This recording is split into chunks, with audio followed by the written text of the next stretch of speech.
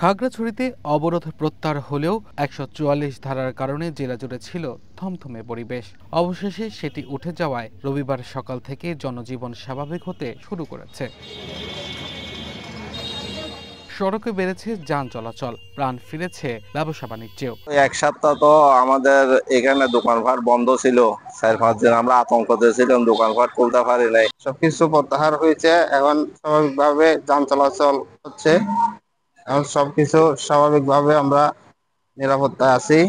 অবরোধ নাই, তারপরে আমরা বই করতেছি, গাড়ি চলাচল করতেছে, তারপরে আমরা বন্ধু বান্ধবের সাথে চলাচল করতেছি।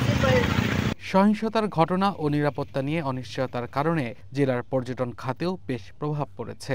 ব্যবসায়ীরা বলছেন এই সময় প্রায় ১৫ কোটি টাকার ক্ষতি হয়েছে। সব স্বাভাবিক হওয়ায় ক্ষতি পুষিয়ে ওঠার চেষ্টা করবেন তারা।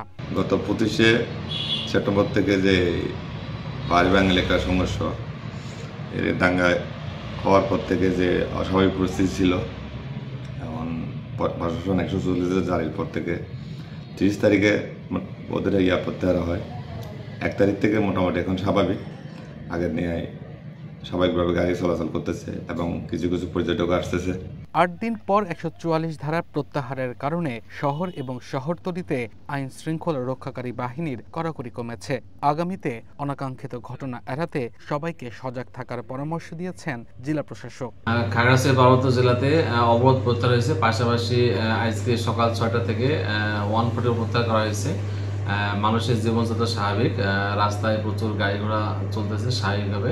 এখানে আমাদের সর্বস্তরের সকল পক্ষের সক্রিয় অংশগ্রহণের মাধ্যমে, দায়িত্বশীল আচরণের মাধ্যমে, বিশেষ করে আমাদের আইন শৃঙ্খলা রক্ষাকারী সকল বাহিনী, আমাদের এখানে প্রশাসন, আইন শৃঙ্খলা রক্ষাকারী বাহিনী এবং সর্বস্তরের মানুষের সহযোগিতার মাধ্যমে আমরা একটি স্থিতিশীল অবস্থা আনতে সক্ষম হয়েছি।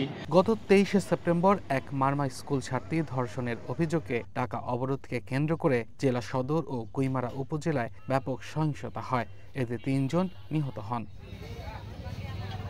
Abdul Al Mamun, one national desk.